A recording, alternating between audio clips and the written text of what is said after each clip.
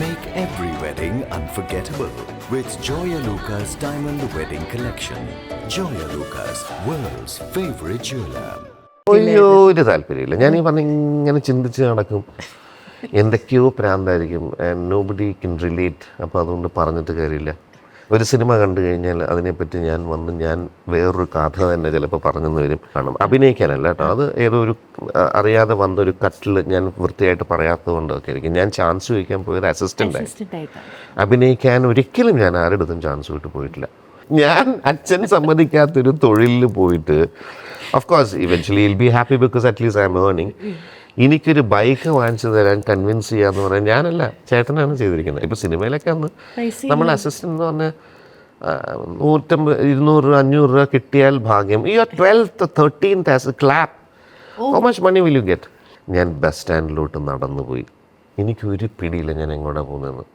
എനിക്ക് അമ്മയുടെ വിഷമം കാണാൻ ഞാൻ ഇറങ്ങി പോകുമ്പം അച്ഛൻ സിറ്റ് ഔട്ടിലിരിക്കുന്നുണ്ടായിരുന്നു. ഇപ്പോഴും ആഗ്രഹമുള്ളൊരു ഫീൽഡ് ഫിലിം മേക്കിംഗ് ആണ്. കാര്യം ഈ പറയുന്നതുകൊണ്ടാണ്. ഇത്രയും ഒരു ഫിലിം ഷൂട്ടിൽ എത്ര കലാകാരന്മാരാണ്. അപ്പോൾ ആ ഷൂട്ടിങ്ങിന് ഞാൻ അസിസ്റ്റൻ്റില്ല, ഞാൻ ഓടി നടക്കണ്ടേ, പല ആൾക്കാരെ ഓർഗനൈസ് ചെയ്യണം, എൻ്റെ പരിപാടികളൊക്കെ ഉണ്ടല്ലോ. അപ്പോൾ അങ്ങനെ ചിലവർ കണ്ട അച്ഛനിൽ ന്യൂസ് എത്തി.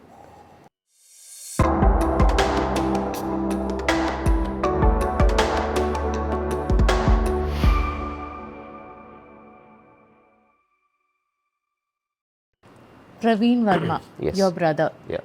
has said a long time ago, അദ്ദേഹം ഒരു പക്ഷേ വീട്ടിലെല്ലാവരും ക്വസ്റ്റ്യൻ ചെയ്തിരുന്ന സമയത്തും അദ്ദേഹം പറഞ്ഞത്, പ്രകാശിനോട് പറഞ്ഞത്, ചേട്ടൻ പറഞ്ഞത്, യുവർ ടൈം വിൽ കം എന്നാണ്. അതെ. Do you believe that your time has come, has already come, your here to stay? എന്താണ് ആ ഒരു വാക്കിൻ്റെ അർത്ഥം ഫോർ യു? ഞാൻ അർത്ഥം പറഞ്ഞിട്ട് ചേട്ടനിലോട്ട് കിടക്കാം. അർത്ഥം എന്നെ സംബന്ധിച്ച് ഞാൻ നേരത്തെ പറഞ്ഞ പോലെ ജീവിതം ഇറ്റ്സ് ലൈക്ക്, നമ്മളിപ്പോൾ ഒരു ഹോളിഡേക്ക് പോയി നമ്മൾ പ്ലാൻ ചെയ്യുന്നു, നമ്മൾ അങ്ങോട്ട് പോകുന്നു. ഈ പോകുക എന്ന് പറയുന്ന ഒരു എക്സൈറ്റ്മെൻ്റ് ഉണ്ട്. നമ്മളിപ്പോൾ ഒരു ഡെസ്റ്റിനേഷൻ ഫിക്സ് ചെയ്ത് അങ്ങോട്ട് എത്തിക്കഴിയുമ്പോഴല്ല. നമ്മൾ എന്തൊരു കാര്യം, നമ്മൾ ഒരു സാധനം നമ്മൾ ഓർഡർ ചെയ്തിട്ട് വരുന്ന വരവിന് മുമ്പുള്ള കുറേ അവസ്ഥകളാണ് സത്യത്തിൽ ശരിക്കുള്ള എക്സൈറ്റ്മെൻറ്റ് ആൻഡ് ഹാപ്പിനെസ്. ഒരു ജേർണിയും അങ്ങനെ തന്നെ. ഒരു ഡെസ്റ്റിനേഷനിൽ എത്തിക്കഴിഞ്ഞാൽ അത് തീർന്നു. ആ പോകുന്ന സമയത്തുള്ള എക്സ്പീരിയൻസും അതുമായിട്ടുള്ള തോട്ട് പ്രോസസ്സും എന്നെപ്പോലൊരാൾ ഭയങ്കരമായിട്ട് ഇമാജിൻ ചെയ്യുന്നൊരു, അപ്പം എല്ലാ കാര്യവും എക്സാജറേറ്റ് ചെയ്ത് ചിന്തിക്കുന്ന ഒരാളാണ്. ഇപ്പോൾ ഒരു സ്ഥലത്ത് ഞാൻ അവിടെ പോയിട്ടില്ലെങ്കിൽ പോകുന്നതിന് മുമ്പ് എനിക്ക് എൻ്റേതായിട്ടൊരു ഇമേജറി ഉണ്ടാവും. അപ്പോൾ പല സമയത്തും അവിടെ ചെന്ന് കഴിയുമ്പോഴത്തേക്കും അത് ഒത്തതാണെന്നില്ല. അതുകൊണ്ട് ഡെസ്റ്റിനേഷൻ അല്ല എന്നെ സംബന്ധിച്ച് ആ പറയുന്ന പ്രോസസ്സാണ്. അതേപോലെയാണ് ലൈഫും ഞാൻ കാണുന്നത്. കാര്യം ഇത് ഒരു ജേർണിയാണ്. ഈ ജേർണിയിൽ പല കാര്യങ്ങളും നടക്കും.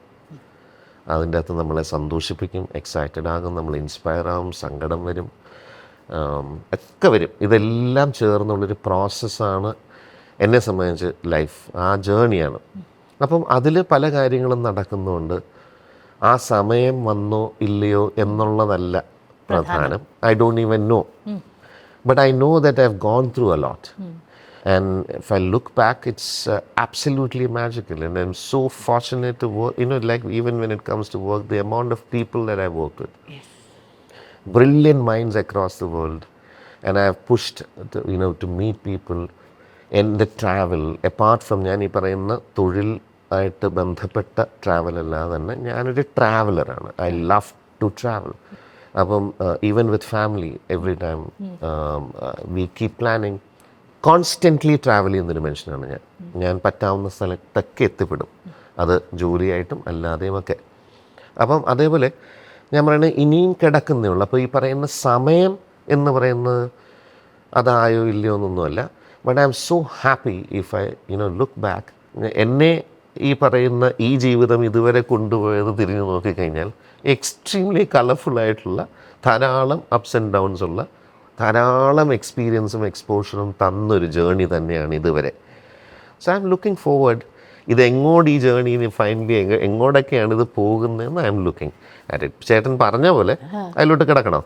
ചേട്ടൻ പറഞ്ഞൊരു പോയിന്റ്, അത് ഇൻഫാക്റ്റ് എന്നിലൊരു ഭയങ്കരമായ ഒരു ആത്മവിശ്വാസം എന്നിൽ ചെറുപ്പം തൊട്ടേ ഉണ്ടായിരുന്ന ഒരേ ഒരു വ്യക്തിയായിരുന്നു. കാര്യം ഞാൻ വളരെ സ്ട്രോങ് ആയിട്ടുള്ളൊരു അക്കാഡമിക് ഫാമിലിയിൽ നിന്ന് വരുന്നതാണ്. ഫാദർ ഒരു ഫിസിക്സ് പ്രൊഫസർ, അമ്മ ടീച്ചേഴ്സ് ട്രെയിനിങ് കോളേജിലെ പ്രിൻസിപ്പലായിരുന്നു. Math, brother also like really good at math and university rank holder, and even my father, brothers, and that kind of a family. അപ്പം ഞാൻ ഒരിക്കലും ഫിറ്റ് അല്ലായിരുന്നു. പഠിക്കാൻ താല്പര്യം ഒരു താല്പര്യമില്ല. ഞാൻ ഈ പറഞ്ഞ ഇങ്ങനെ ചിന്തിച്ച് നടക്കും, എന്തൊക്കെയോ പ്രാന്തായിരിക്കും, ആൻഡ് നോബഡി കൻ റിലേറ്റ്. അപ്പോൾ അതുകൊണ്ട് പറഞ്ഞിട്ട് കാര്യമില്ല. ഒരു സിനിമ കണ്ടു കഴിഞ്ഞാൽ അതിനെപ്പറ്റി ഞാൻ വേറൊരു കഥ തന്നെ ചിലപ്പോൾ പറഞ്ഞെന്ന് വരും. അവർ പോയി ആ സിനിമ കണ്ടതിന് ശേഷം പറയും, അങ്ങനെയൊന്നും അല്ലല്ലോ, പക്ഷെ നീ പറഞ്ഞത് എന്ത് ഇൻട്രസ്റ്റിംഗ് ആണ്. അവിടെയൊക്കെയാണ് നമ്മുടെ ക്യാരക്ടർ, എന്നാൽ ഈ പണി എനിക്ക് കൊള്ളാം എന്നൊക്കെ നമുക്ക് തോന്നുന്ന സമയങ്ങൾ അവിടെയൊക്കെ ആയിരിക്കും. അപ്പോഴൊക്കെ വയസ്സ് എത്രയുണ്ട്? ഞാൻ പറഞ്ഞു ഞാൻ ഈ 6ാം ക്ലാസ് 7ാം ക്ലാസ് തൊട്ട് ഞാൻ ഭയങ്കരമായിട്ട് എക്സാജറേറ്റ് ചെയ്യുന്ന ഒരാളാണ്. സിനിമ ഭ്രാന്തനുമാണ്. ഭയങ്കര അയ്യോ സിനിമ കാര്യം കട്ട് ചെയ്ത് പോവായിരുന്നു. ഞാൻ മാത്രമേ ഉള്ളൂ എൻ്റെ ആദ്യത്തെ സ്കൂൾ ആദ്യമായിട്ട് കട്ട് ചെയ്ത വ്യക്തി. ആദ്യമായിട്ട് ഒരു ക്ലാസ് ബങ്ക് ചെയ്യുന്നൊരു ക്യാരക്ടർ ഞാനാണ്. പിടിക്കപ്പെട്ടു. ആ സ്കൂളിൽ നിന്ന് മാറ്റുകയും ചെയ്തു. അയ്യോ, കാര്യം മിക്കവാറും ആ സമയത്ത് ഞാൻ പറയുന്ന സ്കൂളിൽ അല്ലെ കോളേജിലും അച്ഛൻ്റെ സ്റ്റുഡൻസ് ഒക്കെ ആയിരിക്കും മിക്കവാറും. അപ്പം എനിക്ക് അച്ഛൻ ഒരു കണക്കിൽ പറഞ്ഞാൽ പ്രിൻസിപ്പൽ തന്നെയാണ്. Because he can decide anything. So obviously like extremely like എന്താ പറയുക, ആ സമയത്ത് കുട്ടികൾ വളരുന്ന രീതികളുണ്ടല്ലോ. ഞാൻ മുട്ടുകുത്തിയൊക്കെ നിൽക്കേണ്ടി വരും 1 മണിക്കൂറൊക്കെ ക്ലാസ്സിന് മുമ്പിൽ. എനിക്ക് പ്രശ്നമല്ലായിരുന്നു ആ സമയത്ത്. ഞാൻ പിറ്റേ ദിവസവും ഞാൻ ഏതെങ്കിലും സിനിമയ്ക്ക് പോവും, എന്തും ചെയ്യും. ധാരാളം ഫിസിക്കൽ ടോർച്ചർ ഉണ്ടായിരുന്നു. ഫിസിക്കൽ ടോർച്ചർ എന്ന് പറഞ്ഞാൽ ഇപ്പോൾ സാധാരണ ഇതില്ല. ഞാൻ ശരിക്കും ഇൻഫാക്ട് ഫിസിക്കലി, അതുകൊണ്ട് തന്നെ ഇമോഷണലി ഞാനും എൻ്റെ ബ്രദറും കടന്നുപോയ പക്ഷേ അതുകൊണ്ട് ഇപ്പം ഞാനും ചേട്ടനും വളരെ അടുത്ത സുഹൃത്തുക്കളെ പോലെയാണ് ഞങ്ങൾ. പക്ഷെ അന്നത്തെ പേരൻറ്റിങ് അങ്ങനെയാണ്. നമ്മൾ തിരിഞ്ഞു നോക്കിക്കഴിഞ്ഞാൽ അതിൻ്റെ അകത്ത് ഒരു രീതിയിൽ എനിക്ക് അങ്ങനെയാണ് പേരൻറ്റിങ്, അതാണ് അതിൻ്റെ ശരി എന്ന് വിശ്വസിച്ച ഒരു മനുഷ്യൻ ആണ് അച്ഛൻ. അപ്പോൾ അത് ഇവൻച്വലി ഇവൻ എങ്ങനെയെങ്കിലും ഒരു ജോലി കിട്ടി ഇവൻ ജീവിച്ച് പോകുക എന്ന് പറയുന്നൊരു പ്രോസസ്സില്ലേ. എൻ്റെ അച്ഛനൊരു ഭയങ്കര ടാലൻറ്റഡ് ആയിട്ടുള്ളൊരു ആർട്ടിസ്റ്റും കൂടിയാണ്. All of them in fact a family of course they connected to അതെ കഥകളിയൊക്കെ ആണെങ്കിലും അവർ ഇറ്റ്സ് മ്യൂസിക്, ചെണ്ട, ചിത്രകല എന്ന് പറയുന്ന ചെറുകഥകൾ, കവിതകൾ. അപ്പം 13 വയസ്സുള്ള സമയത്ത് അച്ഛനും അച്ഛൻ്റെ കുറേ ചേർത്തലയിലുള്ള ഫ്രണ്ട്സും റിലേറ്റീവ്സും എല്ലാവരും കൂടി എഴുതിയൊരു കൈയെഴുത്ത് മാസിക. അതായത് എല്ലാവർക്കും അവരവരുടേതായിട്ടുള്ള ടോപ്പിക്കുണ്ട്. അപ്പോൾ ആ ടോപ്പിക്കിൽ ചെറുകഥകൾ, കവിതകൾ, ചിത്രങ്ങൾ ഒക്കെ അതായത് അപ്പം ഇത് മുഴുവൻ എഴുതിയിരിക്കുന്ന ഓരോരുത്തർ തന്നിട്ട് എഴുതിയിരിക്കുന്ന അച്ഛനാണ്. ഇതിൻ്റെ പുറം കവർ വരച്ചിരിക്കുന്ന ഒരു കുഞ്ഞ് ഇങ്ങനെ മേളിലോട്ട്. അന്ന് അച്ഛന് 13 വയസ്സേ ഉള്ളെന്നാണ് എൻ്റെ വിശ്വാസം. ആ പുസ്തകം എൻ്റെ കയ്യിൽ ഇപ്പോഴും ഇരിപ്പുണ്ട്. പൂമൊട്ടുകൾ എന്നാണ് എൻ്റെ പേര്. Everything is hand made. And if you look at A picture, impossible ഒരു 13 വയസ്സുകാരനത് ചെയ്യാൻ വേണ്ടി. അത്രയ്ക്ക് ടാലൻറ്റ്. പക്ഷേ എനിക്ക് ഈ പറയുന്ന മ്യൂസിക്കിനോടും ഈ പറയുന്ന ചിത്രകലയോടും കാർട്ടൂണിനോടും എനിക്ക് യേശുദാസിൻ്റെ ഒക്കെ കൂടെ പോയിട്ട് അദ്ദേഹത്തിൻ്റെ കൂടെ 2-3 വർഷമൊക്കെ അസിസ്റ്റ് ചെയ്യണമെന്നൊക്കെ ആഗ്രഹം ഉണ്ടായിരുന്നു, കാർട്ടൂണിസ്റ്റ്. പക്ഷെ കല ജീവിതത്തിൽ നമുക്കൊന്നും നേടിത്തരില്ല എന്നൊരു വിശ്വാസം ആ കാലത്തുള്ളത് കൊണ്ടായിരിക്കാം. കാര്യം എങ്ങനെയെങ്കിലും ഒരു ജോലി കിട്ടുക. അപ്പോൾ ഗ്രാജുവേറ്റ് ചെയ്യുക, അത് കഴിഞ്ഞ് post graduation and try and figure out a job in കോളേജോ വെറെവർ. ആൻഡ് എനിക്കിതുമായിട്ടൊന്നും ഒരു ബന്ധമില്ല എന്നുള്ളതാണ്. ഈ പറയുന്ന കാര്യങ്ങളൊന്നും എനിക്ക് ഇപ്പോൾ സിമ്പിൾ പെൻഡുലം എന്ന് പറയുന്നൊരു പ്രാക്ടിക്കൽ എക്സാമിനേഷൻ, ഇത് എന്ത് സാധനമാണ്, ഇന്നും എനിക്കത് യൂസ് ആയിട്ടില്ല. ഒരു കെമിസ്ട്രി ലാബിൽ ഇരുന്നിട്ട് അവിടെ നടക്കുന്ന പ്രാക്ടിക്കൽ എക്സാം നടക്കുമ്പോൾ ഈ സാധനം എടുത്ത് അങ്ങോട്ട് ഒഴിച്ച് അതിൻ്റെ അകത്ത് നിന്ന് പുക വന്ന് may might be useful for some people but not for me. And just നമുക്ക് എവിടെയെങ്കിലും ഒരു കണക്ട് വേണ്ടേ. It is very difficult. ആ സമയത്ത് ഒന്നും നടക്കില്ല. കാര്യം ഇപ്പം ഞാൻ കട്ട് ചെയ്തൊരു തിയേറ്ററിൽ ഒരു ചെറിയ അമച്ചുറായിട്ടൊരു സംഭവം നടക്കാൻ ഞാൻ ശ്രമിച്ചാൽ അതിൻ്റെ അകത്ത് പോയാൽ എന്നെ പിടിക്കപ്പെടും. അതുകൊണ്ട് എന്നെ അതിൽ വിടില്ല. സോ ഞാൻ കോളേജ് കഴിയുന്ന വരെ അങ്ങനത്തെ ഒരു അറ്റ്മോസ്ഫിയർ ആയിരുന്നു.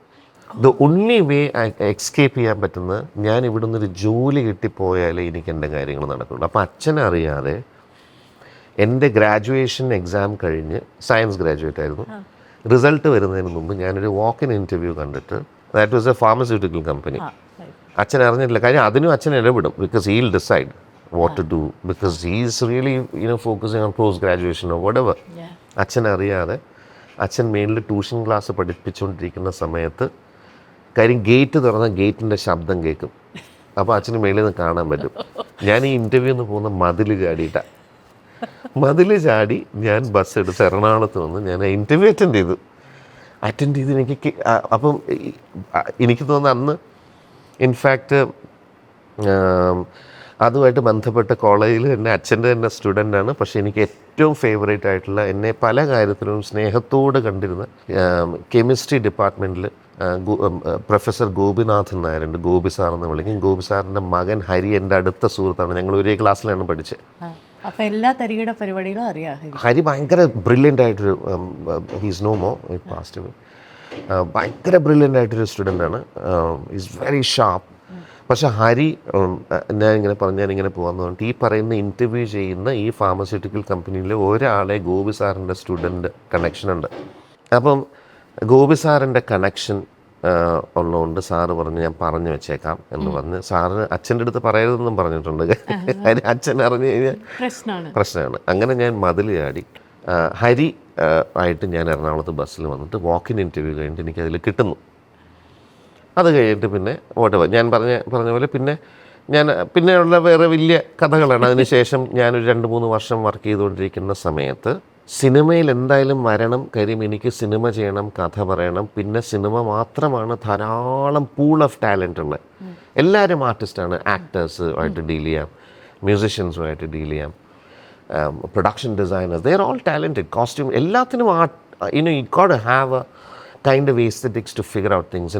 കൂട്ടായ്മയാണ്. അത് ഒരു ഇൻഡസ്ട്രിയിലും അങ്ങനെയില്ല. ഇത്രയും pool of talent coming together to make an interesting thing. അപ്പോൾ അതിനൊറ്റ വഴി 2-2.5 വർഷം ഇതേലും വർക്ക് ചെയ്ത് അതിൽ നിന്ന് കിട്ടുന്ന സാലറി എടുത്ത് സേവ് ചെയ്തിട്ട് അപ്പോൾ ഈ വർക്ക് ചെയ്യുന്ന സമയത്ത് ഞാൻ ഇൻ ബിറ്റ്വീൻ ഞാൻ ഓരോ ഡയറക്ടേഴ്സിനെ പോയി കാണും. അഭിനയിക്കാനല്ല കേട്ടോ, അത് ഏതോ ഒരു അറിയാതെ വന്നൊരു കട്ടിൽ ഞാൻ വൃത്തിയായിട്ട് പറയാത്തത് കൊണ്ടൊക്കെ ആയിരിക്കും. ഞാൻ ചാൻസ് ചോദിക്കാൻ പോയത് അസിസ്റ്റൻ്റായി. അഭിനയിക്കാൻ ഒരിക്കലും ഞാൻ ആരുടെടുത്തും ചാൻസ് വിട്ട് പോയിട്ടില്ല.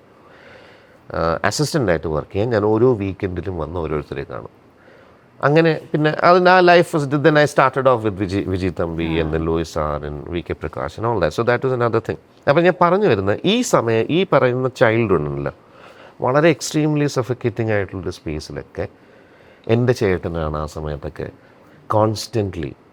ഇപ്പം ഞാൻ ചില സമയത്ത് പടം വരയ്ക്കുന്ന സമയത്ത് അച്ഛനറിയാതെ വേണം വരയ്ക്കാൻ. ഇപ്പോൾ രാവിലെ 5 മണിക്ക്, ഇപ്പോൾ 7 മണിക്ക് ക്ലാസ്സിൽ പോകണമെങ്കിൽ 5 മണിക്ക് അച്ഛൻ എണീറ്റിട്ട് ഒരു എസ്സേ തന്നിട്ട് അച്ഛൻ അവിടെ ഇരുന്ന് ഞാൻ നടന്ന് പഠിക്കണം.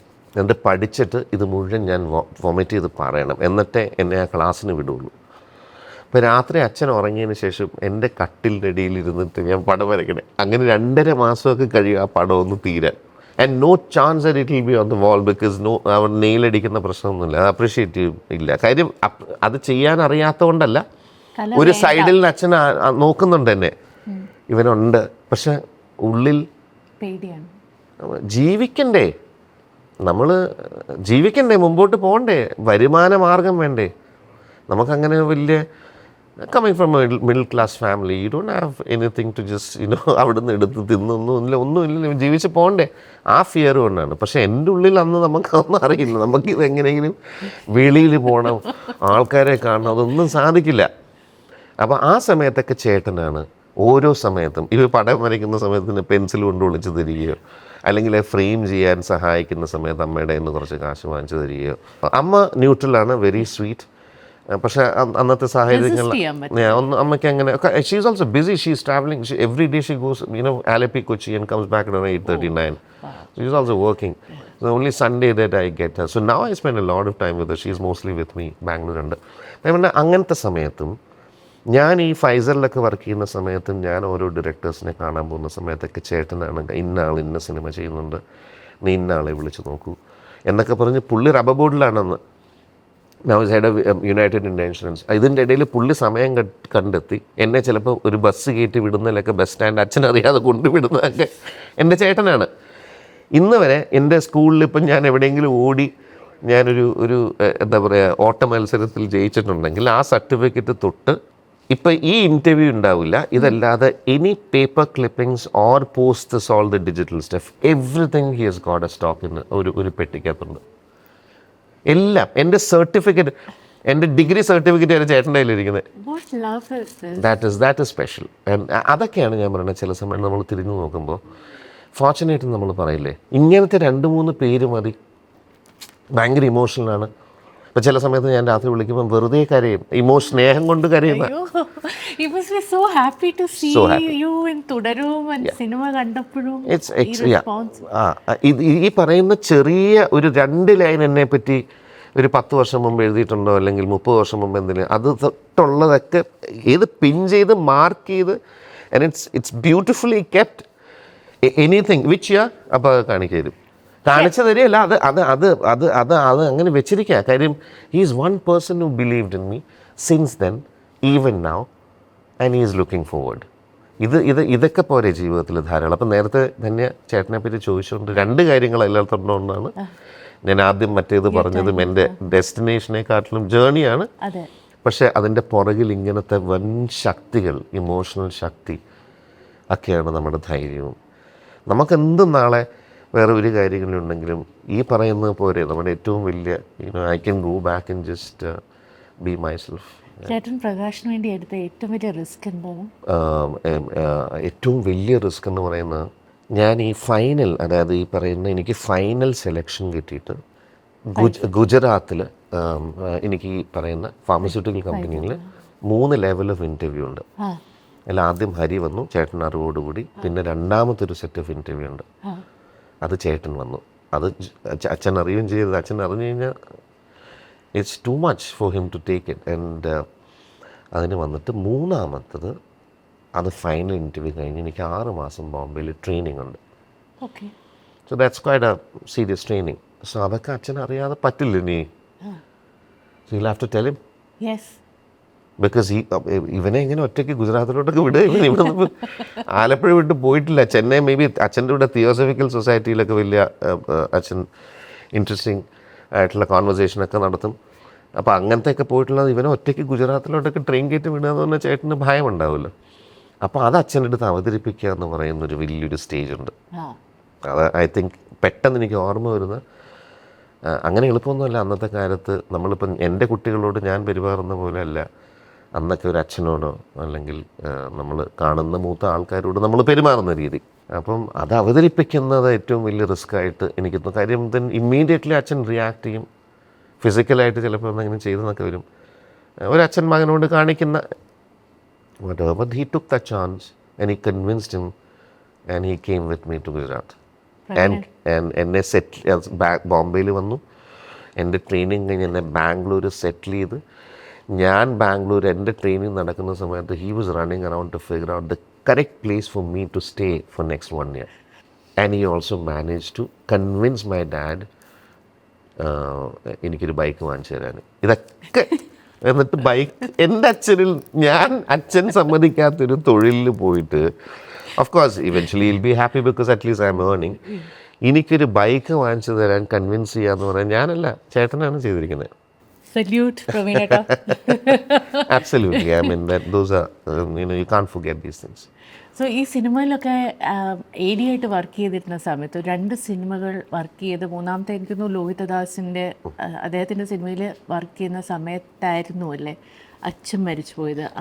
അതിൻ്റെ തുടക്കത്തിലായിരുന്നു. അപ്പം ഞാൻ ഈ സിനിമ അഭിനയിക്കുന്ന സമയം അച്ഛനറിയില്ല.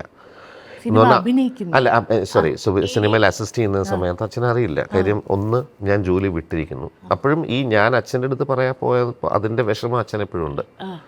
അപ്പം അങ്ങനെയൊക്കെ ഞാൻ വീട്ടിൽ വന്നതൊന്നും പെട്ടെന്ന് മിണ്ടുമൊന്നുമില്ല. പക്ഷേ ഞാൻ ആദ്യത്തെ സിനിമ ചെയ്യുന്ന സമയത്ത് അതിൻ്റെ ഒരു സെക്ഷൻ ആലപ്പുഴയിൽ അവിടുത്തെ കോടതിക്കകത്ത് ഷൂട്ടിംഗ് ഉണ്ട്. അപ്പോൾ ആ ഷൂട്ടിങ്ങിന് ഞാൻ അസിസ്റ്റൻ്റില്ല, ഞാൻ ഓടി നടക്കണ്ടേ, പല ആൾക്കാരെ ഓർഗനൈസ് ചെയ്യണം, അതിൻ്റെ പരിപാടികളൊക്കെ ഉണ്ടല്ലോ. അപ്പോൾ അങ്ങനെ ചിലവർ കണ്ട അച്ഛനിൽ ന്യൂസ് എത്തി. ഈസ് അഗൈൻ ലൈക്ക് കാര്യം ഇവൻ പറഞ്ഞിട്ട് കാര്യമില്ല, പണ്ടും പഠിക്കാൻ തന്നെ ജോലി താനെ കണ്ടുപിടിച്ച് അതും കളഞ്ഞ് ഇപ്പോൾ സിനിമയുടെ പുറയിൽ ഈവൻ മോ. അത് കഴിഞ്ഞിട്ട് സെക്കൻഡ് സിറ്റുവേഷൻ, ഞാൻ അടുത്ത സിനിമ ചെയ്തു. അതെല്ലാം കഴിഞ്ഞ് എനിക്ക് തോന്നുന്നു അങ്ങനൊരു സമയത്ത് ഞാൻ തിരിച്ച് വീട്ടിൽ വരുന്ന സമയത്ത് ഒരു വല്ലാത്തൊരു ഇമോഷണൽ മൊമെൻ്റ് ഉണ്ടായി. അത് ഭീകരമായിരുന്നു. കാര്യം ആ സിനിമ കഴിഞ്ഞപ്പോഴത്തേക്കും ഈ പറയുന്ന ലൂയിസ് സാറിൻ്റെ സിനിമ തുടങ്ങുന്നതിന് മുമ്പ് ഫിനാൻഷ്യലി ഞാൻ ഈ പറഞ്ഞ ഞാൻ 1-2 വർഷം വർക്ക് ചെയ്ത് വെച്ചിരിക്കുന്ന കാശ് ഒബ്വിയസ്ലി കുറഞ്ഞു വരുമല്ലോ, നമ്മൾ ജീവിക്കില്ല. ഇപ്പോൾ സിനിമയിലൊക്കെ ഒന്ന് നമ്മൾ അസിസ്റ്റൻ്റ് എന്ന് പറഞ്ഞ് 150, 200 രൂപ 500 രൂപ കിട്ടിയാൽ ഭാഗ്യം. You are 12th 13th as a clap, how much money will you get, but it's experience for you, right? അപ്പോൾ അത് ഇങ്ങനെ കുറഞ്ഞിരിക്കുന്ന സമയത്ത് പെട്ടെന്ന് അടുത്ത സിനിമ ഒന്നും ആയിട്ടുമില്ല. ഒരു സിനിമയുടെ കാര്യം നമുക്ക് പറയാൻ പറ്റില്ല എപ്പോഴാണ്. അപ്പം അങ്ങനെ ഞാൻ ആലപ്പുഴയിൽ വന്ന് എനിക്ക് ഒരു പിടിയില്ല എങ്ങോട്ട് പോകണമെന്ന്. കയ്യിലെങ്ങാണ്ട് ഒരു 50 രൂപ ഉണ്ടാവും തോന്നുന്നു, അതുപോലും ഉണ്ടാകാൻ വഴിയില്ല. ഞാൻ നേരെ വീട്ടിലോട്ട് പോവുക, വേറെ ഒന്നും വരത്തില്ല. അപ്പോൾ അമ്മയ്ക്ക് എന്നെ കാണുമ്പോൾ ഏതൊരമ്മയ്ക്കും മനസ്സിലാവില്ല, ഭയങ്കര വിഷമവും എൻ്റെ കൂടെ. അവസാനം ഞാൻ 2 ദിവസം കഴിഞ്ഞിട്ട് ഞാൻ ഈ പറ്റാവുന്ന, അപ്പോഴും ചേട്ടനും വിളിക്കുന്നുണ്ട്, ഞാനും വിളിക്കുന്നുണ്ട്, വേറെ ഡയറക്ടേഴ്സിനെയൊക്കെ പറ്റാവുന്ന രീതിയിലൊക്കെ കണക്ട് ചെയ്യാൻ നോക്കും. നമുക്ക് ബന്ധങ്ങളൊന്നുമില്ല അങ്ങനെ. ഞാൻ അമ്മയുടെ അടുത്ത് പറഞ്ഞു, അമ്മ എനിക്കൊരു 500 രൂപ തരാം, എനിക്കൊന്ന് ബാംഗ്ലൂർ പോകണം. അപ്പം അച്ഛൻ്റെ അടുത്ത് ചോദിച്ചു നോക്കാമെന്ന് പറയുന്നു. അച്ഛൻ്റെ അടുത്ത് ചോദിക്കുന്നു, നോ ചാൻസ് ഓഫ്. കാര്യം ഒന്നാമത് ജോലിയും വിട്ട് സിനിമ എന്ന് പറയുന്നത് ഞാൻ പറഞ്ഞതല്ലേ, ആ ഒരു അവസ്ഥയിൽ എങ്ങനെ വീണ്ടും ഇനി കാശ് തന്ന ഇവൻ വഷളാവോ അങ്ങനത്തെ. ഞാനൊരു ഉച്ച സമയത്ത് അത് പറ്റില്ല എന്ന് പറയുന്ന സമയത്ത് ഞാൻ എൻ്റെ വീട്ടിൽ നിന്ന് ഇറങ്ങി ഞാൻ ബസ് സ്റ്റാൻഡിലോട്ട് നടന്നു പോയി. എനിക്കൊരു പിടിയില്ല ഞാൻ എങ്ങോട്ടാണ് പോകുന്നതെന്ന്. എനിക്ക് അമ്മയുടെ വിഷമം കാണാൻ ഞാൻ ഇറങ്ങി പോകുമ്പം അച്ഛൻ സിറ്റ് ഔട്ടിലിരിക്കുന്നുണ്ടായിരുന്നു. ഞാൻ ബസ് സ്റ്റാൻഡ് വരെ നടന്നു പോയി. ഞാൻ അവിടെ നിൽക്കുക, എൻ്റെ കയ്യിൽ 50 രൂപയുണ്ട്. ഞാൻ എൻ്റെ മുമ്പിൽ കാണുന്ന ബസ്സിൻ്റെ ബോർഡ് ചാലക്കുടിയാണ്. വേറെ നിവൃത്തിയൊന്നുമില്ല. ഞാൻ കുറച്ച് നേരം ഇങ്ങനെ ആലോചിച്ചിട്ട് അതിൻ്റെ അത് കയറിയിരിക്കുക. ഇതിനൊരു ബാക്ക് സ്റ്റോറി ഉണ്ട്, ഭയങ്കര ഇൻട്രസ്റ്റിംഗ് അത്. എന്തായാലും ഈ പോയ പോക്കിൽ ഞാൻ ചാലക്കുടി ഇറങ്ങി. ഇനിയിപ്പോൾ കാശില്ല എൻ്റെ 1 രൂപയില്ല. അപ്പോൾ ഈ പോകുന്ന പോക്കിൽ ഞാൻ ഈ ബസ് സ്റ്റാൻഡിൽ ഇറങ്ങുന്നതിന് മുമ്പ് ഞാൻ ചാലക്കുടി ബസ് സ്റ്റാൻഡിൽ പോട്ട കണ്ടു. അപ്പം ഞാൻ എൻ്റെ ഒരു ഫ്രണ്ടിനെ വിളിച്ചു. ജോസ് തിരുവനന്തപുരത്താണ്, ഇപ്പം വലിയ ബിൽഡറൊക്കെയാണ്. ഏപ്പൂട്ടിൽ നിന്നാണ് ഞങ്ങൾ വിളിക്കുക. അപ്പം ജോസിനെ വിളിച്ചിട്ട് പറഞ്ഞു, ജോസ് ഞാൻ എന്താ ചെയ്യുക, ഇനിയിപ്പോൾ എന്തായാലും ഒന്നുമില്ല, നീ ഒന്നും ഇങ്ങോട്ട് വരാമെന്ന് ചോദിച്ചു. അറ്റ്ലീസ്റ്റ് നിൻ്റെ കൂടെ നമുക്ക് പോട്ടയിൽ ഒരാഴ്ച എന്ന് പറഞ്ഞാൽ, അപ്പോൾ പോട്ടയിൽ നിന്ന് രാവിലെ ഉച്ചയ്ക്കും ഭക്ഷണം കിട്ടും. പ്രാർത്ഥനയായിട്ടും നമുക്കൊരു ബന്ധമില്ല. ഞാൻ നേരെ അകത്ത് പോകുന്നു. ഞങ്ങൾ ഒരാഴ്ച അവിടെ സ്പെൻഡ് ചെയ്യുന്നു. അത് കഴിഞ്ഞ് ഏപ്പൂട്ടിയുടെ കയ്യിൽ നിന്ന് ഒരു 500 രൂപ എടുത്തിട്ടാണ് ഞാൻ തിരിച്ച് ബാംഗ്ലൂർ എത്തുന്നത്. അപ്പോൾ ഇതിൻ്റെ ഇടയിൽ നടന്ന കാര്യം, ഞാൻ ഈ വീട്ടിൽ നിന്ന് ഇറങ്ങി ആലപ്പുഴ ബസ് സ്റ്റാൻഡിലോട്ട് പോകുന്ന സമയത്ത് ഞാൻ നേരത്തെ പറഞ്ഞ പോലെ അമ്മ തീർച്ചയായിട്ടും ഇമോഷണലായി കാണും അച്ഛൻ്റെ അടുത്ത്. അതിനെപ്പറ്റി അമ്മയുടെ വിഷമം അറിഞ്ഞിട്ട് ഇത് അമ്മ പറഞ്ഞ കഥയാണ്. ഞാൻ ഈ ബസ് കയറി, ബസ് അവിടെ നിന്ന് വിട്ടില്ലേ, അതിനൊരു 2 മിനിറ്റ് മുമ്പ്, ജസ്റ്റ് 1 മിനിറ്റിനായിരിക്കും, അച്ഛൻ 500 രൂപയുമായിട്ട് എൻ്റെ അച്ഛൻ 500 രൂപ എനിക്ക് തരാൻ വരിക എന്ന് പറയുന്നത് എനിക്ക് വിശ്വസിക്കാൻ പറ്റാത്ത കാര്യമാണ്. പക്ഷെ അതാണെന്ന് സംഭവിച്ചിരിക്കുന്ന കാര്യം. അതിൻ്റെ തെളിവ് ഞാൻ പിന്നീട്, അച്ഛൻ ഇവിടെ വന്ന് ബസ് സ്റ്റാൻഡിൽ വന്ന് എന്നെ നോക്കിയെന്നും കണ്ടില്ല, അവൻ ബസ് കയറി പോയി എന്ന് മനസ്സിലാക്കിക്കൊണ്ടാണ് അച്ഛൻ തിരിച്ച് വിഷമത്തോടുകൂടി വന്നതെന്നും കറിഞ്ഞ് ഞാൻ ഇതിന് ശേഷം എനിക്ക് 2-3 ആഴ്ചയ്ക്കുള്ളിൽ, അല്ലെങ്കിൽ 1 മാസത്തിനുള്ളിലാണ് ഞാൻ ഈ പറഞ്ഞ ലൂസ്. കാരണം ഞാൻ എവിടെ പറഞ്ഞാലും അടുത്ത മാസം എന്ന് പറഞ്ഞാൽ 6 മാസം, ആ കറക്റ്റ് ടൈമിൽ ഞാൻ ആ കഥേൻ്റെ മുമ്പിലുണ്ടാവും. അപ്പം അങ്ങനെ ബ്ലെസ്സേട്ടനെ എന്നെ വിളിച്ചിട്ടാണ് ഞാൻ പോകാം, ഇങ്ങനെ വീണ്ടും ലക്കിടിയിൽ വരൂ എന്ന് പറയുന്ന ഒരവസ്ഥയ്ക്ക് ഒരാഴ്ചയ്ക്ക് മുമ്പാണ് അച്ഛൻ്റെ മരണം സംഭവിച്ചത്. അപ്പോൾ അത് ഞാൻ ബാംഗ്ലൂരിൽ ഞാൻ തിരിച്ചു വരുന്ന സമയത്ത് ഞാൻ കണ്ടേ, ഇപ്പോഴും ആലപ്പുഴയിലുണ്ടത്. ആലപ്പുഴയിലെ ലിവിങ് റൂമിൽ കട്ടിലിൻ്റെ അടിയിലൊക്കെ അടുക്കി കെട്ടി വെച്ചിരിക്കുന്ന ഞാൻ വരച്ച ചിത്രങ്ങളൊക്കെ ഈ മരിക്കുന്നതിന് 2 ദിവസം മുമ്പ് അച്ഛൻ അതൊക്കെ ചുവരിൽ വെച്ചിട്ടുണ്ട്. അപ്പോൾ അതിനൊക്കെ നമ്മൾ എന്താർത്ഥമാണ് തന്നെയാണ് ഞാൻ കാണുന്നത്. അതായത് ഒരാൾക്ക് മനസ്സിലായോ പോകുന്ന സമയമാണ്, എന്നോടുള്ളൊരു വല്ലാത്തൊരു സ്നേഹം, അല്ലെങ്കിൽ എന്നോടുണ്ടാവുന്ന ഒരു ഇവൻ വഷളായി പോകരുത്, നന്നാവണം എന്നൊക്കെ എനിക്കറിയില്ല അതിൻ്റെ ഒന്നും അർത്ഥം. പക്ഷേ അതെന്നെ ഇടയ്ക്കിടയ്ക്ക് വേട്ടയാടുന്നൊരു ഇമോഷനാണ്. ഇപ്പോഴും ഞാൻ അവിടെ പോകുമ്പോൾ കയറി ചെല്ലുമ്പോൾ തന്നെ അങ്ങനെ ആ പടം ഒരു വലിയ ഗംഭീരമായിട്ടുള്ള എൻ്റെ 1-2 വേറെ എനിക്കിഷ്ടപ്പെട്ട കാര്യങ്ങളൊക്കെ ഉണ്ട്. പക്ഷെ ആദ്യം തന്നെ വെച്ചിരിക്കുന്ന അതൊക്കെ ഓരോ സ്ഥലത്ത് വെച്ചിട്ടുണ്ട്. ഒരിക്കലും ചുവരിൽ ആണിയടിക്കാൻ സമ്മതിക്കാത്ത അച്ഛൻ അത് അടിച്ച് വെച്ചിരിക്കുന്നു അവിടെ. അത് മരിക്കുന്നതിന് 2 ദിവസം മുമ്പ്. ആലപ്പുഴയിൽ നിന്ന് ബസ് കയറിയതിന് ശേഷം അച്ഛനെ കണ്ടിട്ടില്ല? ഞാൻ കണ്ടിട്ടില്ല. ഞാൻ അന്ന് ആ വീട്ടിൽ നിന്ന് ഇറങ്ങി പോകുമ്പോൾ അമ്മ ഒരു കാര്യം കൂടെ പറഞ്ഞു കേട്ടോ. അതൊരു അമ്മയ്ക്ക് തോന്നുന്ന അല്ലെങ്കിൽ അച്ഛന് തോന്നുന്ന ഒരു പേരൻറ്റിന് തോന്നുന്നതായിരിക്കും. അവൻ ഇറങ്ങി പോയി അമ്മ ഇതൊക്കെ പറഞ്ഞ സമയത്ത് അച്ഛൻ ഒരു കാര്യം കൂടെ പറഞ്ഞു എന്ന് പറഞ്ഞു. അവനെ കാണാൻ നല്ല സുമുഖനായിട്ടുണ്ടല്ലേ എന്നും പറഞ്ഞു എന്ന് അമ്മ പറഞ്ഞു. അത് ഒരു ഇതൊക്കെ ഇങ്ങനെയൊന്നും പറയുന്ന ആളല്ല. അപ്പോൾ ഞാൻ പറയണേ അതിൻ്റെയൊക്കെ പുറകിലുള്ള അർത്ഥം എന്താണെന്നൊന്നും എനിക്കറിയില്ല. പക്ഷേ ഇതൊക്കെ എന്നെ ഇടയ്ക്കിടയ്ക്ക് ഞാൻ ഈ പറഞ്ഞ നേരത്തെ കുറേ കാര്യം നമുക്ക് ഇതൊക്കെ എക്സ്പീരിയൻസ് എന്ന് പറയുന്നത് നമ്മളെ ചിന്തിപ്പിക്കുകയും നമ്മൾ വളരെ ആഴത്തിൽ ചില സമയത്ത് പോകാൻ ചില കാര്യങ്ങളിൽ ഒരിക്കലും നമുക്ക് അർത്ഥം മനസ്സിലാകാത്ത രീതിയിൽ നമുക്ക് കുറേ ഇൻസിഡൻസ് ഇതേപോലെ ജീവിതത്തിലുണ്ടാവും. എനിക്കങ്ങനെ ധാരാളമുണ്ട്, പറഞ്ഞാൽ തീരാത്ത പലതുമുണ്ട്. അതുകൊണ്ടായിരിക്കും നേരെ പോയി ആഡ് ഫിലിംസിലേക്ക് ജോയിൻ ചെയ്തത്. ആഡ് ഫിലിം എപ്പോഴും ഒരു സോറി ടു കട്ട് യു. ഫിലിംസിൽ പോവാതെ പിന്നെ ആഡിലേക്ക് പോകാനുള്ള കാരണം അല്ല, ഞാൻ നേരത്തെ പറഞ്ഞ പോലെ ഞാൻ പറഞ്ഞ ജേർണി, നമ്മളൊരു ഡെസ്റ്റിനേഷൻ ഉണ്ടാവും. നമ്മൾ പോകുന്ന വഴിക്ക് ചിലപ്പോൾ ആ ബസ് കിട്ടിയില്ലെങ്കിൽ വേറൊരു ബസ്സായിരിക്കും. ആ ബസ് ചിലപ്പോൾ ഡീവിയേറ്റ് ചെയ്ത് ഡ്രിഫ്റ്റ് ചെയ്തൊരു സ്ഥലം വഴി നമ്മളവിടെ എത്തും എന്ന് പറയുന്ന അതേ എക്സാമ്പിളാണ്. സിനിമയുടെ ഇടയിൽ സംഭവിക്കുന്ന എനിക്ക് എന്നെ തന്നെ ഒരു ഫിയർ ഉള്ളതുകൊണ്ട് നമ്മുടെ പ്രായവും അതാണ്, വളരെ യങ് ആണ്. 23, 24, 22, 23, 24 കാലഘട്ടത്തിലൊക്കെ നമ്മൾ എങ്ങോട്ടും ഷിഫ്റ്റ് ചെയ്യാം. നമ്മൾ വെറുതെ ഇരിക്കുക എന്ന് പറയുന്നത് ഇത് അന്നത്തെ ജനറേഷനല്ല ഇന്നത്തെ ജനറേഷനും. I think doing nothing is a dangerous space for anybody.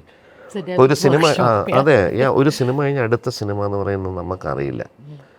ഇപ്പം ലൂയിസ് സാർ ഒരു പടം ആലോചിച്ച് അതിൻ്റെ സ്ക്രിപ്റ്റ് കഴിഞ്ഞ് വരുമ്പോൾ ഒരു വർഷം കഴിഞ്ഞ് ഞാൻ എന്ത് ചെയ്യും? പെട്ടെന്നൊന്നും വേറൊരു ഫിൽം മേക്കറിൻ്റെ കൂടെ പോകാനൊന്നും സാധ്യമല്ല. അപ്പം അങ്ങനത്തെ ഒരു ഗ്യാപ്പിൽ എനിക്ക് ഭയം ഉണ്ടായിരുന്നു. കാര്യം ഞാൻ തിരിച്ച് ബാംഗ്ലൂർ പോകും, പിന്നെ വെറുതെ ഇരിക്കുമ്പോൾ നമ്മൾ കൂട്ടുകാരുമൊക്കെ ആയിട്ട്. അപ്പം ഞാൻ ആ സമയത്ത് ഞാൻ വിചാരിച്ച അഡ്വർടൈസിങ് ചെറുതാണല്ലോ എന്ന് പറഞ്ഞാൽ ഒരു 1.5 മാസം ഒരു പ്രോജക്റ്റ് കഴിയും. അപ്പോൾ എനിക്കൊരു 3 പ്രോജക്റ്റ് കഴിഞ്ഞാൽ എനിക്ക് ആ എക്സ്പീരിയൻസുമായി അപ്പോഴത്തേക്കും അടുത്ത സിനിമ റെഡിയാവും. അപ്പോൾ ഇതുമായി അപ്പോൾ ഇതും മനസ്സിലാക്കാം. ഇതും film making kind of different kind of like it's advertising, it's marketing, much more to it and more professional, and it's in a compact form, very compact, and like so much of got to be so clever to put that together. To crack it, branding പല കാര്യം നമുക്ക് അതിനെ പറ്റി ഒന്നും ഒരു പിടിയില്ല. ഞാൻ ചോദിക്കുന്നത് ഈ കൺവിക്ഷൻ എവിടെയാണ്? എല്ലാ വശത്തുനിന്നും ഇത് ചെയ്യല് എന്നുള്ള മെസ്സേജിങ് വരുമ്പോൾ ഇത് തന്നെ ഞാൻ ചെയ്യൂ എന്നുള്ളൊരു കൺവിക്ഷൻ പഴയ വാശിയാണ്. അതായത് ചെയ്യരുതെന്ന് പറഞ്ഞാൽ ചെയ്യും. അത് അതിൻ്റെ അകത്തെ ഈ പറയുന്ന തെറ്റ് ശരികളൊന്നും എനിക്കറിയില്ല, ഞാൻ ചെയ്യും. And when did you feel that this is where I belong? ആ ഒരു മൊമെന്റ് നമ്മൾ ഫീൽ ചെയ്യില്ലേ ദാറ്റ് ദിസ് ഇസ് ഞാൻ നേരത്തെ പറഞ്ഞത് അതാണ് ഫോർച്യുനേറ്റ് എന്ന് പറയുന്നത്. ചില സമയത്ത് എന്നെ സംബന്ധിച്ച് എനിക്ക് എപ്പോഴും ആഗ്രഹമുള്ളൊരു ഫീൽഡ് ഫിൽം മേക്കിംഗ് ആണ്. കാര്യം ഈ പറയുന്നതുകൊണ്ടാണ് ഇത്രയും ഒരു ഫിലിം ഷൂട്ടിൽ എത്ര കലാകാരന്മാരാണ്. ഞാൻ പറയുന്ന ഒരു പ്രൊഡക്ഷൻ ഡിസൈനറായിട്ട് I can sit and have a conversation with him because he comes from a kind of thought process to put the set together. അത് എവിടെ നിന്നാണ്, എന്താണ് ആ പ്രോപ്പ് വെക്കുന്നതിൻ്റെ ബാക്കിലത്തെ പ്രോസസ്സ്. ദെൻ ഭയങ്കര ഇൻട്രസ്റ്റിംഗ് സ്റ്റോറി ഉണ്ടാവും അതിൻ്റെ പുറകിൽ. ഞാൻ ഇങ്ങനെ കാലടിയിൽ പോയപ്പോൾ അവിടെ ഒരു സാധനത്തിൽ ഒരു സ്വാമിയുടെ കയ്യിൽ ഇരിക്കണം. അത് ചോദിച്ചപ്പോൾ അപ്പോൾ അത് കഥയായി. അപ്പോൾ ഞാൻ പറഞ്ഞ അതാണ് എനിക്ക് എന്നും വേണ്ടിയിരുന്നത്. അത് ഏകദേശം ഞാൻ ആദ്യത്തെ സിനിമ സെറ്റിൽ തന്നെ അസിസ്റ്റ് ചെയ്ത് തുടങ്ങിയപ്പോൾ തന്നെ എനിക്ക് പിടിയിട്ട് this is what it is. I'm happy. It's not about money, it's just being with these people and making something out of nothing. ഇത്രയും സക്സസ് കണ്ടിരിക്കുന്ന വ്യക്തിക്ക് ഈ ഒരു വർക്ക് പ്രൊഫൈലിൽ എവിടെയാണ് ഞാൻ വല്ലാതെ സ്ട്രഗിൾ ചെയ്യുന്നു എന്ന് തോന്നിയത്? ഡോഗ് എന്നൊക്കെ പറയുന്നത് ഈസി അല്ല ഒരു ഷൂട്ട് ചെയ്യാൻ. To shoot an animal or a kid is not easy, it's equally difficult. രാത്രിയുള്ള ഷൂട്ടുകളോ മഴയോ അവിടുത്തെ കാലാവസ്ഥയോ അവിടെയുള്ള കല്ലുകളോ മുള്ളുകളോ ഒന്നും നമുക്ക് എക്സൈറ്റ്മെൻ്റ് ആണ് ആ സമയത്ത്. പിന്നെ നമ്മുടെ മുമ്പിൽ നല്ല പനിച്ചിരിക്കുന്ന സമയത്ത് എൻ്റെ അടുത്ത് ചോദിച്ചു, അണ്ണാ എനിക്ക് നല്ല പനിയുണ്ട് കേട്ടോ എന്ന് ലാലേട്ടൻ പറയാം. ഇത് അപ്പോഴത്തേക്കും മഴ. നിങ്ങൾ ആത്മാർത്ഥമായിട്ട് എന്തെങ്കിലും ചെയ്യൂ. ചിലപ്പോൾ അപ്പോഴായിരിക്കില്ല, റിസൾട്ട് ഇല്ല, ആത്മാർത്ഥത ഇല്ലെങ്കിൽ അത് വരില്ല. പെരിഫറലായിട്ടൊന്ന് നമുക്ക് we'll have to get into depth. എന്ത് കാര്യം ചെയ്യുമ്പോഴും ഇന്നത്തെ ജനറേഷൻ എന്ന് പറഞ്ഞാൽ നമ്മൾ വന്നിരിക്കുന്ന ജനറേഷനെക്കാട്ടിലും കുറച്ചും കൂടെ ഇമോഷണലാണ്.